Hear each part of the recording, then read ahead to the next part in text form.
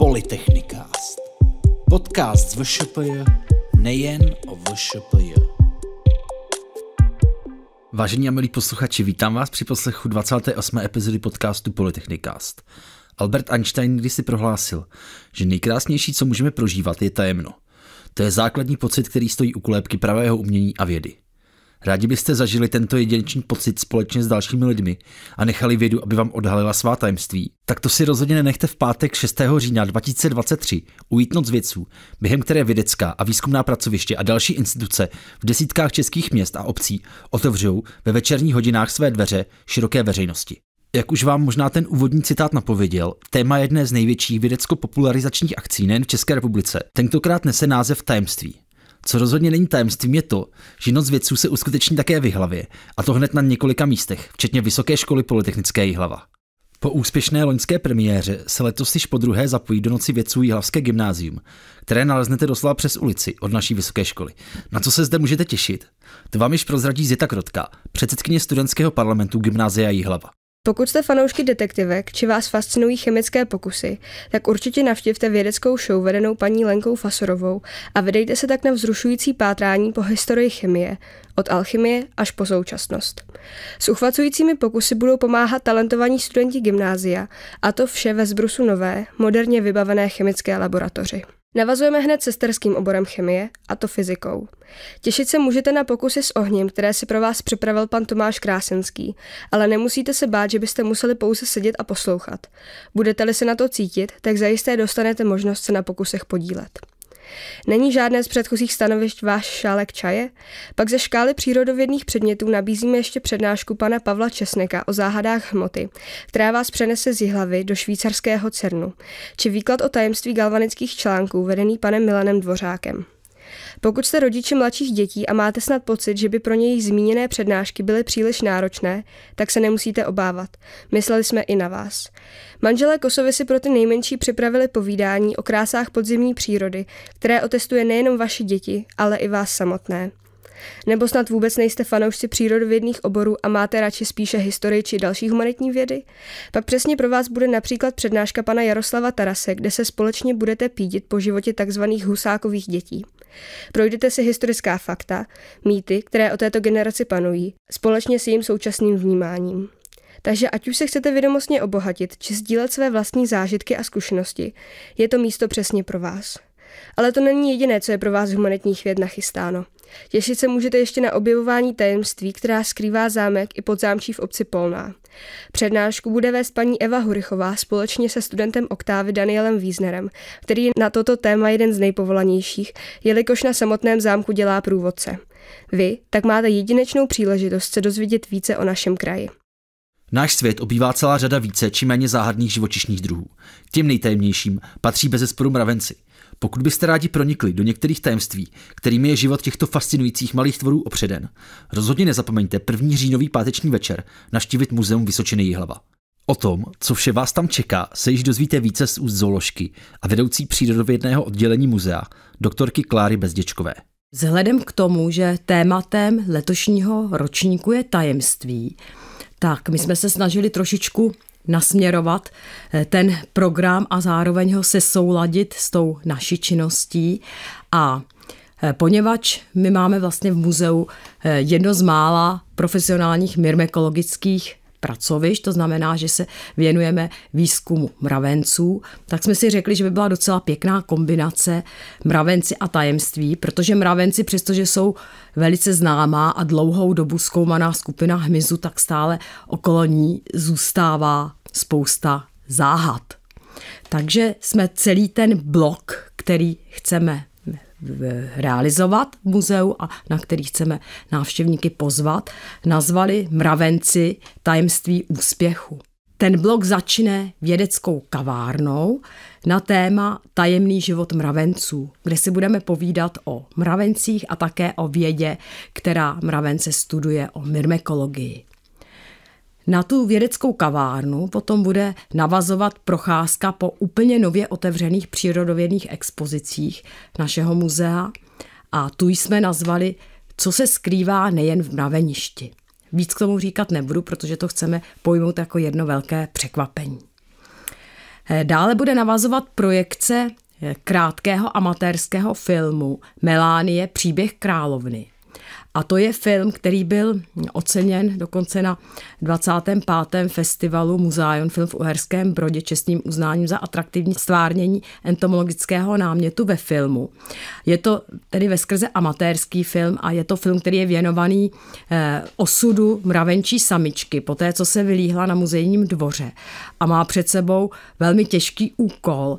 Má najít místo pro založení nového mraveniště. Nejdřív samozřejmě musí sehnat správného partnera, s kterým si pořídí potomstvo a potom vlastně se pohybuje městem a hledá místo, kde si založí svoji vlastní rodinu a přitom se setkává s různými riziky a nebezpečími a vlastně zjistíme, že ten život mravenčí královny je jedno velké drama.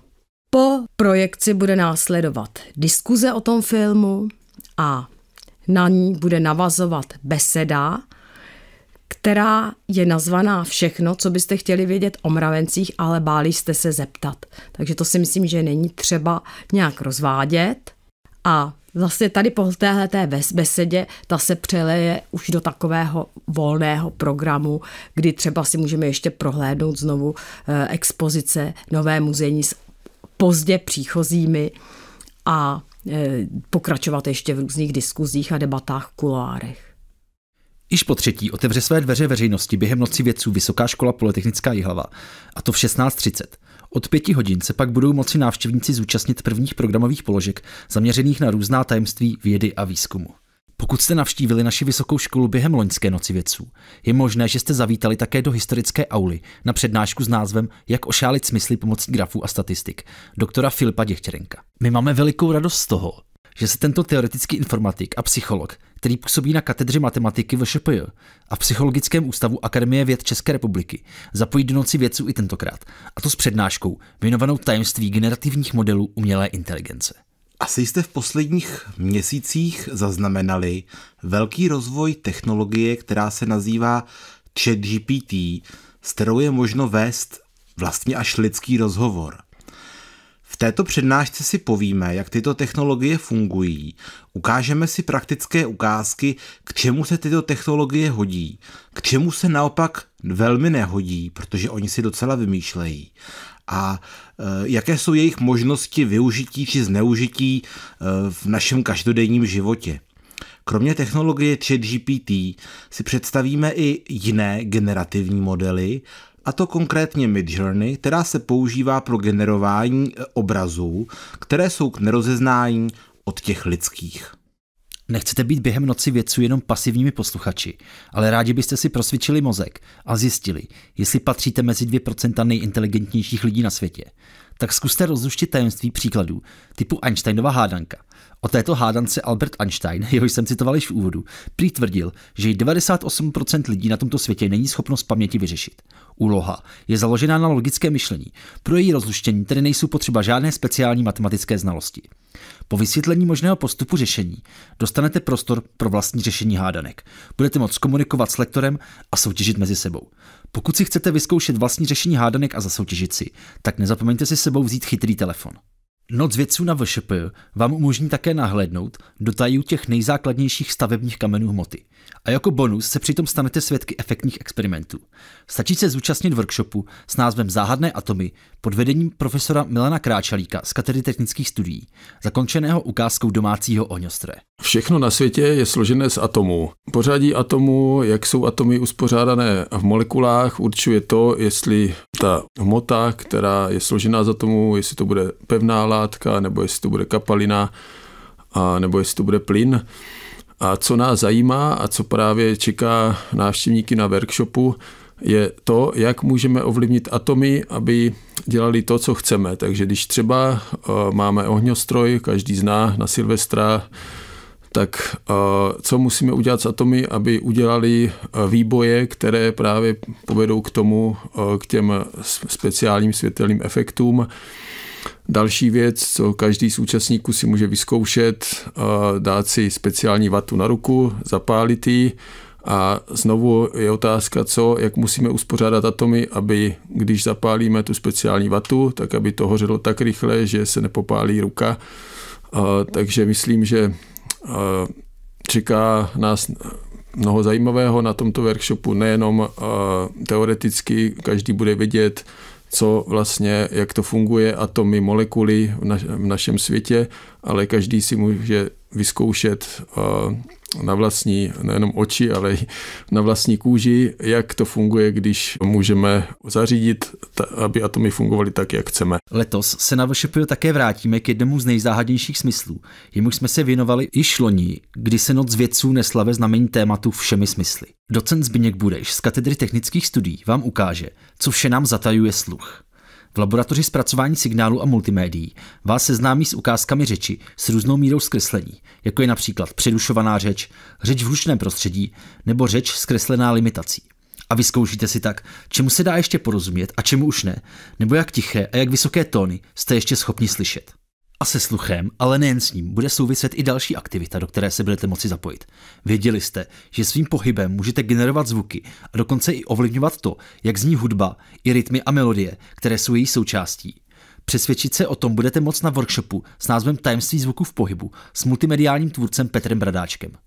Ten pomocí webkamery zachytí váš tanec se značkami, takzvanými arukomarkry v prostoru a rozpohybovanému obrazu dodá díky kódům zvuk. Aktivita pro malé i velké zájemce o nová média a jejich využití při generativní práci s obrazem a zvukem je součástí projektu kreativního vzdělávání Malérie hudba 2. Dáváte před tancem raději přednost pečlivé manuální činnosti, při které je potřeba dokonale synchronizovat práci mozku a rukou. Tak to si nenechte ujít aktivitu s názvem Tajemství barev a modulární origami, při které budete moci pod vedením člena České origami společnosti Josefa Sovy složit jednoduché modulární origami, které při pohybu odhalí svá barevná tajemství. Během Noci vědců na Vysoké škole Polytechnické Jihlava vás toho ale čeká ještě mnohem více. Své taje vám odkryje například 3D tisk i digitální mikroskop. Prohlédnout si budete moci také suterén výukového centra VŠPJ, ve kterém se nachází unikátní laboratoř vybavená linkou Cyber Physical Factory, simulující výrobní postupy využívané v průmyslu 4.0, meteorologickou stanici na střeše budovy školy, nebo moderní učebny, ve kterých probíhá výuka zdravotnických předmětů. Pro ty nejmenší bude na místě také možnost zabavit se v dětském koutku.